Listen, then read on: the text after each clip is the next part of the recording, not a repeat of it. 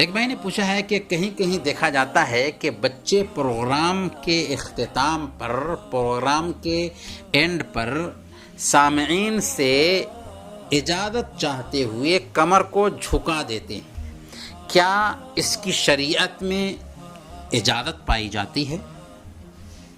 دیکھیں، ملاقات کے وقت جھک کر سلام کرنا یا کسی پروگرام کے اینڈ پر جھک کر سامعین سے، حاضرین سے اجازت چاہنا جائز نہیں ہے، اس لیے کہ جھکنے میں عجز و نیاز مندی کا اظہار ہوتا ہے جو اللہ تعالیٰ کے علاوہ کسی اور کے لیے جائز نہیں۔